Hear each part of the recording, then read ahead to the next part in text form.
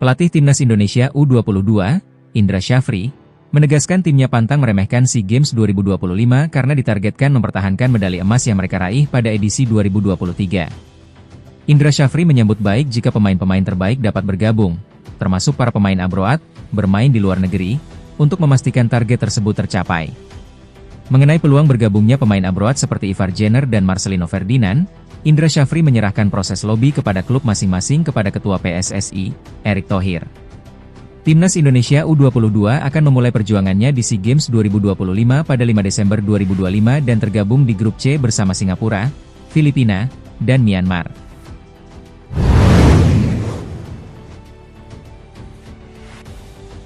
Gelandang Ivar Jenner, 21 tahun, pemain Jong Utrecht dan Timnas Indonesia U22, menyatakan bahwa ia tidak akan memperpanjang kontrak dengan FC Utrecht yang berakhir pada Juni 2026. Keputusan ini didorong oleh situasinya yang kurang memuaskan di Jong Utrecht, di mana ia jarang mendapat kesempatan bermain sebagai starter musim ini, hanya 3 kali dari 12 penampilan, dan tak kunjung dipromosikan ke tim utama FC Utrecht setelah 5 musim. Karena situasi ini, Jenner menyatakan sangat berharap dan terbuka terhadap kemungkinan untuk membela Timnas Indonesia U22 di ajang SEA Games 2025 di Thailand, 3 hingga 18 Desember 2025.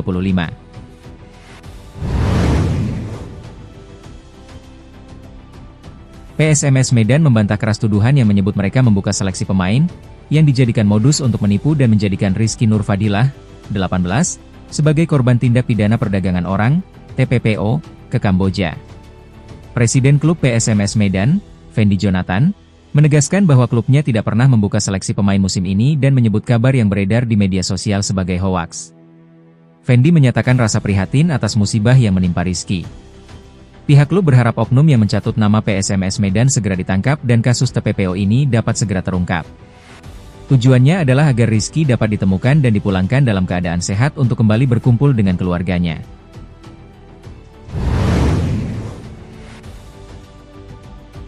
Marcelino Ferdinand, gelandang yang berkarir di Eropa, AS Trenčín, dipastikan bergabung dengan Timnas Indonesia U22 pada akhir November setelah PSSI mencapai kesepakatan.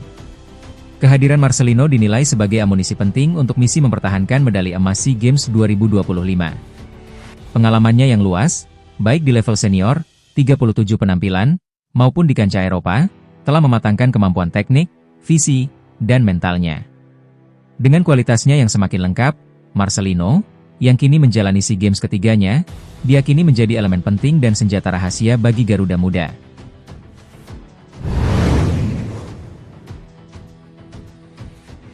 Nova Arianto resmi ditunjuk sebagai pelatih Timnas Indonesia U20 setelah mendapat persetujuan Exco PSSI dan rekomendasi tim teknis.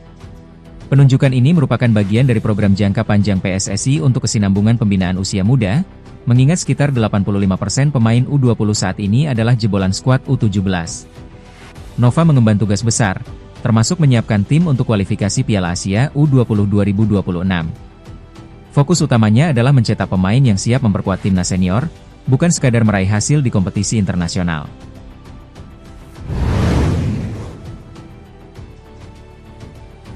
Rafael Struijk diprediksi menjadi senjata utama Timnas Indonesia U22 di SEA Games 2025, ditunjuk langsung oleh Indra Syafri.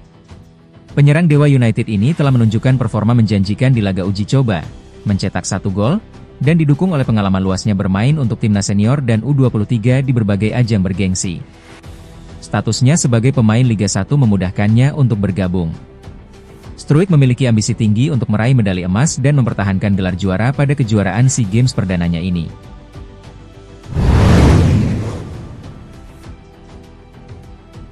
Target Timnas Indonesia U22 di SEA Games 2025 diturunkan menjadi hanya meraih medali perak, berdasarkan keputusan bersama antara Kemenpora dan PSSI. Meski berstatus juara bertahan SEA Games 2023, alasan penurunan target tidak dijelaskan secara rinci. Tim U22 berada di grup C bersama Myanmar, Filipina, dan Singapura, dan akan berangkat ke Thailand pada 27 November 2025. Sementara itu, Timnas Putri Indonesia ditargetkan meraih medali perunggu dan tergabung di grup A dengan Thailand, Kamboja, dan Singapura.